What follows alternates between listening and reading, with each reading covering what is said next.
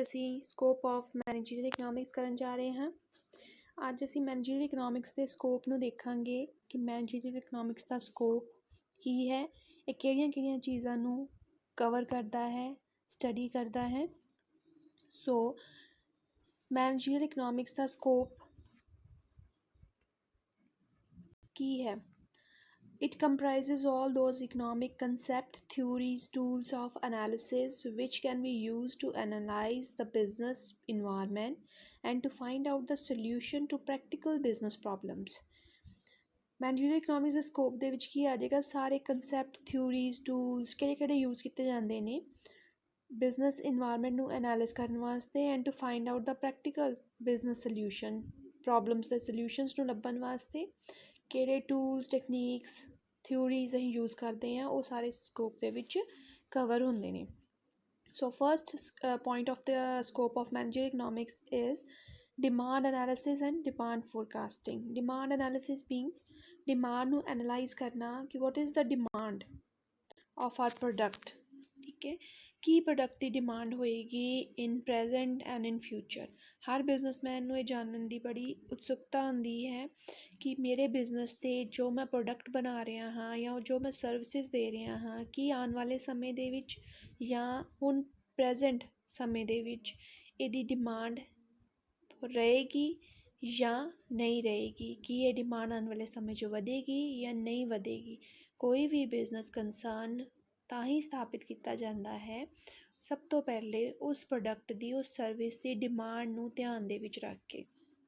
So first point of the scope of managerial economics is demand analysis and demand forecasting. Forecasting means ਪਹਿਲੇ ਹੀ demand ਨੂੰ analyse ਕਰ ਲੈਣਾ ਵੀ ਇਹ ਆਉਣ ਵਾਲੇ ਸਮੇਂ ਦੇ ਵਿੱਚ ਵਧੇਗੀ ਜਾਂ ਘਟੇਗੀ, ਉਹਦੇ ਹਿਸਾਬ ਦੇ ਨਾਲ ਬਿਜ਼ਨਸ ਨੂੰ ਮੂਵ ਕਰਨਾ। So the manager are always eager to know the amount of demand for the product both at present and in future. ਹਰ ਮੈਨੇਜਰ ਨੂੰ, ਹਰ ਬਿਜ਼ਨਸਮੈਨ ਨੂੰ ਡਿਮਾਂਡ ਦਾ ਅਨੁਮਾਨ ਲਗਾਉਣਾ, ਪ੍ਰੈਜ਼ੈਂਟ ਅਤੇ ਫਿਊਚਰ ਦੀ ਡਿਮਾਂਡ ਦਾ ਅਨੁਮਾਨ ਲਗਾਉਣ ਦੀ ਉਤਸੁਕਤਾ ਹੁੰਦੀ ਹੈ। This helps to reduce the cost of production. ਅਗਰ ਅਸੀਂ ਡਿਮਾਂਡ ਨੂੰ ਜਾਣ ਲਈਏ ਕਿ ਸਾਡੀ ਡਿਮਾਂਡ ਕੀ ਹੋਏਗੀ ਪ੍ਰੋਡਕਟ ਦੀ, ਉਹਦੇ ਨਾਲ ਅਸੀਂ ਉਹਦੀ ਕਾਸਟ ਆਫ ਪ੍ਰੋਡਕਸ਼ਨ ਨੂੰ ਵੀ ਰਿਡਿਊਸ ਕਰ ਸਕਦੇ ਹਾਂ, ਠੀਕ ਹੈ। ਕਾਸਟ ਆਫ ਪ੍ਰੋਡਕਸ਼ਨ ਮੀਨਸ ਉਹ ਕਾਸਟ ਜਿਹੜੀ ਕਿ ਪ੍ਰੋਡਕਟ ਨੂੰ ਪ੍ਰੋਡਿਊਸ ਕਰਨ ਵਿੱਚ ਆਉਂਦੀ ਹੈ, that is called cost of production. ਅਗਰ ਸਾਨੂੰ ਡਿਮਾਂਡ ਪਤਾ ਹੋਏਗੀ ਤਾਂ ਅਸੀਂ ਆਪਣੀ ਕਾਸਟ ਆਫ ਪ੍ਰੋਡਕਸ਼ਨ ਨੂੰ ਰਿਡਿਊਸ ਕਰਨ ਦੇ ਵਿੱਚ ਸਾਨੂੰ ਮਦਦਗਾਰ ਸਾਬਿਤ ਹੁੰਦੀ ਹੈ। So demand forecasting helps to increase the profit. ਇਹਦੇ ਨਾਲ ਸਾਡਾ ਜਿਹੜਾ ਪ੍ਰੋਫਿਟ ਹੈ ਇਨਕਰੀਜ਼ ਹੁੰਦਾ ਹੈ, ਸਾਨੂੰ ਮਦਦਗਾਰ ਸਾਬਿਤ ਹੁੰਦੀ ਹੈ ਪ੍ਰੋਫਿਟ ਨੂੰ ਇਨਕਰੀਜ਼ ਕਰਨ ਦੇ ਵਿੱਚ। So first point is demand forecasting and demand analysis. Second point is cost and production analysis. Cost and production, cost ਕਿੰਨੀ ਆਏਗੀ, ਕਿੰਨੀ ਲਾਗਤ ਆਏਗੀ ਪ੍ਰੋਡਕਟ ਬਣਾਉਣ ਵਾਸਤੇ, ਪ੍ਰੋਡਕਸ਼ਨ ਜਿਹੜੀ ਹੈ ਉਹਦੀ ਕਿੰਨੀ ਕੀਤੀ ਜਾਵੇ ਕਿ ਮੈਨੂੰ ਮੈਕਸੀਮਮ ਪ੍ਰੋਫਿਟ ਮੈਂ ਅਰਨ ਕਰਾਂ, ਠੀਕ ਹੈ। ਸੋ ਕਾਸਟ ਐਂਡ ਪ੍ਰੋਡਕਸ਼ਨ ਐਨਾਲਿਸਿਸ ਦੇ ਵਿੱਚ ਅਸੀਂ ਕੀ ਸਟੱਡੀ ਕਰਦੇ ਹਾਂ? ਪ੍ਰੋਡਕਸ਼ਨ ਦੇ ਫੰਕਸ਼ਨਸ ਨੂੰ, ਕਾਸਟ ਦੇ ਕੰਸੈਪਟਸ ਨੂੰ, ਕਾਸਟ ਆਊਟਪੁੱਟ ਨੂੰ ਅਤੇ ਕਾਸਟ ਕੰਟਰੋਲ ਨੂੰ। ਕਾਸਟ ਕੰਟਰੋਲ ਮੀਨਸ ਕਾਸਟ ਨੂੰ ਕੰਟਰੋਲ ਕਰਨਾ ਵੀ ਜ਼ਿਆਦਾ ਵੀ ਨਾ ਹੋ ਜਾਏ, ਠੀਕ ਹੈ। ਪ੍ਰੋਡਕਟ ਦੀ ਕਾਸਟ ਨੂੰ ਕੰਟਰੋਲ ਕਰਨਾ, ਤਾਂ ਹੀ ਅਸੀਂ ਆਪਣਾ ਜਿਹੜਾ ਪ੍ਰੋਫਿਟ ਹੈ ਜ਼ਿਆਦਾ ਅਰਨ ਕਰ ਸਕਦੇ ਹਾਂ ਜੇ ਅਸੀਂ ਹਰ ਪਹਿਲੂ ਨੂੰ, ਹਰ ਚੀਜ਼ ਨੂੰ ਸਟੱਡੀ ਕਰੀਏ ਅੱਛੀ ਤਰੀਕੇ ਨਾਲ।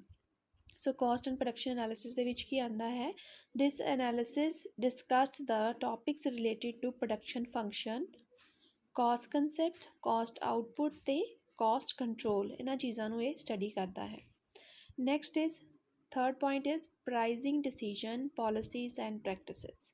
ਪ੍ਰਾਈਜ਼ਿੰਗ decision and policy. Pricing means price decide ਕਰਨਾ, ਉਹਦੇ ਬਾਰੇ ਡਿਸੀਜਨ ਲੈਣਾ, ਉਹਦੀਆਂ ਪੋਲਿਸੀਜ਼ ਬਣਾਉਣੀਆਂ, ਪ੍ਰਾਈਜ਼ ਨੂੰ ਕੰਟਰੋਲ ਕਰਨਾ, ਇਹ ਸਾਰੀਆਂ ਚੀਜ਼ਾਂ ਜਿਹੜੀਆਂ ਨੇ ਇਹਦੇ ਵਿੱਚ ਇਨਕਲੂਡਡ ਹੁੰਦੀਆਂ ਨੇ।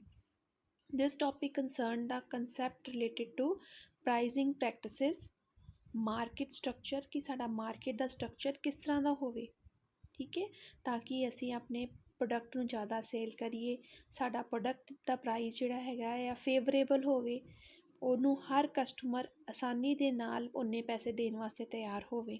ਐਂਡ ਪ੍ਰਾਈਸ ਫੋਰਕਾਸਟਿੰਗ, ਅਤੇ ਪ੍ਰਾਈਸ ਦੀ ਫੋਰਕਾਸਟਿੰਗ ਕਰਨਾ ਕਿ ਕੀ ਮੇਰੇ ਆਉਣ ਵਾਲੇ ਸਮੇਂ 'ਚ ਮੈਨੂੰ ਆਪਣੇ ਪ੍ਰੋਡਕਟ ਦਾ ਪ੍ਰਾਈਸ ਵਧਾਉਣਾ ਚਾਹੀਦਾ ਹੈ ਜਾਂ ਘਟਾਉਣਾ ਚਾਹੀਦਾ। ਇਹ ਚੀਜ਼ਾਂ ਸਾਰੀਆਂ ਜਿਹੜੀਆਂ ਧਿਆਨ 'ਚ ਰੱਖ ਕੇ ਅਸੀਂ ਆਪਣੇ ਪ੍ਰੋਡਕਟ ਨੂੰ ਸੇਲ ਕਰਦੇ ਹਾਂ। So pricing decision policies and practices ਦੇ ਵਿੱਚ ਕੀ ਆਉਂਦਾ ਹੈ, market structure, pricing practices and pricing forecasting. And the next point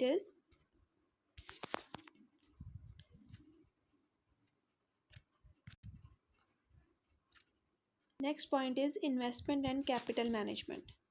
Investment and capital management which ਕੀ ਆਉਂਦਾ ਹੈ, it deals with the cost of capital, rates of return and selection of project. ਕਿਹਦੇ ਨਾਲ concern ਹੈ, cost of capital, rate of return, ਮੈਨੂੰ ਕਿੰਨਾ ਮੇਰੇ ਨਿਵੇਸ਼ ਦੇ ਉੱਤੇ, ਮੇਰੀ ਪੂੰਜੀ ਦੇ ਉੱਤੇ ਰੇਟ ਆਫ ਰਿਟਰਨ ਜਿਹੜਾ ਹੈ ਪ੍ਰਾਪਤ ਹੋਏਗਾ, ਇਹਦੇ ਨਾਲ ਕੰਸਰਨਡ ਹੈ। ਅਤੇ ਸਿਲੈਕਸ਼ਨ ਆਫ ਪ੍ਰੋਜੈਕਟ, ਕਿਹੜਾ ਪ੍ਰੋਜੈਕਟ ਮੈਂ ਸਿਲੈਕਟ ਕਰਾਂ ਜਿਸ ਤੋਂ ਮੈਨੂੰ ਮੈਕਸੀਮਮ ਜਿਹੜੀ ਹੈ ਰਿਟਰਨ ਆਵੇ। ਠੀਕ ਹੈ, ਸੋ ਇਨਵੈਸਟਮੈਂਟ ਕੈਪੀਟਲ ਮੈਨੇਜਮੈਂਟ ਦੇ ਵਿੱਚ ਕੀ ਆਉਂਦਾ ਹੈ, cost of capital, rate of return and selection of project ਨਾਲ ਡੀਲ ਕਰਦੀ ਹੈ। 5th point is profit management. Profit management means profit ਨੂੰ ਮੈਨੇਜ ਕਰਨਾ, ਠੀਕ ਹੈ, ਮੇਜਰ ਕਰਨਾ, ਉਹਦੀ ਨੇਚਰ ਨੂੰ ਜਾਣਨਾ। The important aspect of studied under this area involves nature and measurement of profit, profit policies and profit planning. ਠੀਕ ਹੈ, ਨੇਚਰ ਨੂੰ ਦੇਖਣਾ profit the, measurement of the profit, profit ਦੀਆਂ policies and profit planning, plan ਕਰਨਾ profit ਦੇ ਬਾਰੇ ਵਿੱਚ ਕਿ ਮੇਰਾ ਜਿਹੜਾ ਪ੍ਰੋਫਿਟ ਆਏਗਾ ਮੈਂ ਕਿੱਥੇ ਉਹਨੂੰ ਇਨਵੈਸਟ ਕਰਾਂਗੀ, ਕਿ ਬਿਜ਼ਨਸ ਦੀ ਗਰੋਥ ਵਾਸਤੇ ਉਹਨੂੰ ਇਨਵੈਸਟ ਕਰਾਂਗੀ ਜਾਂ ਉਸ ਪ੍ਰੋਫਿਟ ਨੂੰ ਮੈਂ ਕਿਤੇ ਹੋਰ ਇਨਵੈਸਟ ਕਰਾਂਗੀ। ਇਹ ਸਾਰੀ ਚੀਜ਼ਾਂ ਦੇ ਬਾਰੇ 'ਚ ਡਿਸਾਈਡ ਕਰਨਾ, ਮੇਜਰ ਕਰਨਾ, ਪ੍ਰੋਫਿਟ ਦੀ ਫੋਰਕਾਸਟਿੰਗ ਕਰਨਾ ਕਿ ਮੈਨੂੰ ਆਉਣ ਵਾਲੇ ਸਮੇਂ 'ਚ ਕਿੰਨਾ ਕੁ ਪ੍ਰੋਫਿਟ ਹੋ ਸਕਦਾ ਹੈ, ਤਾਂ ਕਿ ਮੈਂ ਆਪਣੇ ਬਿਜ਼ਨਸ ਦੇ ਡਿਸੀਜਨਸ ਨੂੰ ਉਹਦੇ ਹਿਸਾਬ ਦੇ ਨਾਲ ਲੈ ਸਕਾਂ। ਸੋ ਅਸੀਂ ਸਕੋਪ ਆਫ ਮੈਨੇਜਰੀਅਲ ਇਕਨੋਮਿਕਸ ਦੇ ਵਿੱਚ ਕੀ ਕੀਤਾ ਹੈ, first point is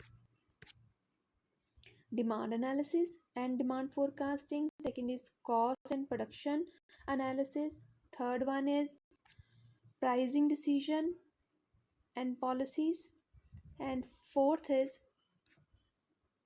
investment and capital management, and fifth is profit management.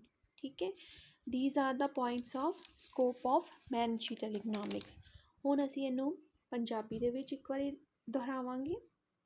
ਪ੍ਰਬੰਧਕੀ ਅਰਥਸ਼ਾਸਤਰ ਦਾ ਖੇਤਰ, ਪ੍ਰਬੰਧਕੀ ਅਰਥਸ਼ਾਸਤਰ ਦੇ ਖੇਤਰ ਵਿੱਚ ਉਹ ਸਾਰੀਆਂ ਆਰਥਿਕ ਧਾਰਨਾਵਾਂ, ਸਿਧਾਂਤ ਅਤੇ ਵਿਸ਼ਲੇਸ਼ਣ ਔਜ਼ਾਰ ਆਉਂਦੇ ਹਨ ਜੋ ਕਿ ਵਪਾਰਕ ਵਾਤਾਵਰਣ ਅਤੇ ਵਿਵਹਾਰਿਕ ਆਧਾਰਿਤ ਔਕੜਾਂ ਦੇ ਹੱਲ ਲਈ ਵਰਤੇ ਜਾਂਦੇ ਹਨ। ਠੀਕ ਹੈ, ਪ੍ਰਬੰਧਕੀ ਅਰਥਸ਼ਾਸਤਰ ਕਿਹੜਾ, ਇਹਦੇ ਖੇਤਰ 'ਚ ਕੀ ਆਉਂਦੇ ਨੇ, ਸਾਰੀਆਂ ਧਾਰਨਾਵਾਂ,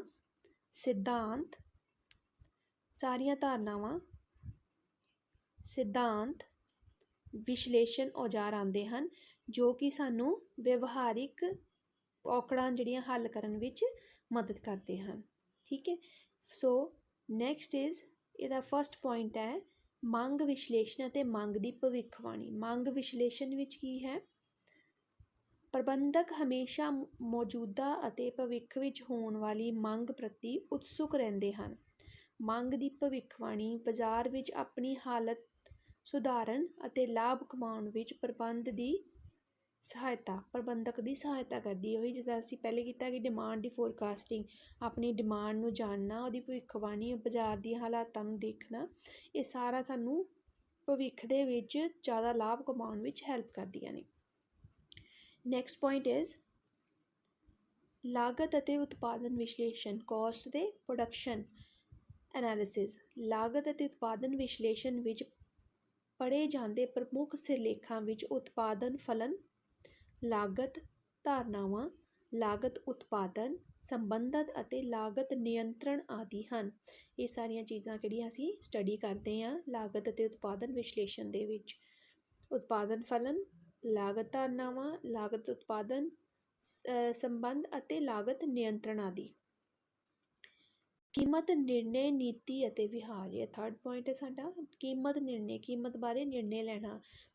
ਕੀਮਤ ਬਾਰੇ ਨਿਰਣੇ ਹੀ ਲਵਾਂਗੇ ਆਪਣੇ ਮਾਰਕੀਟ ਦੇ ਸਟਰਕਚਰ ਦੇ ਹਿਸਾਬ ਨਾਲ, ਆਪਣੀ ਡਿਮਾਂਡ ਦੇ ਹਿਸਾਬ ਨਾਲ, ਆਪਣੀ ਕਾਸਟ ਆਫ ਪ੍ਰੋਡਕਸ਼ਨ ਦੇ ਹਿਸਾਬ ਨਾਲ। ਠੀਕ ਹੈ, ਲਾਗਤ ਦੇ ਹਿਸਾਬ ਨਾਲ, ਉਤਪਾਦਨ ਦੇ ਹਿਸਾਬ ਨਾਲ।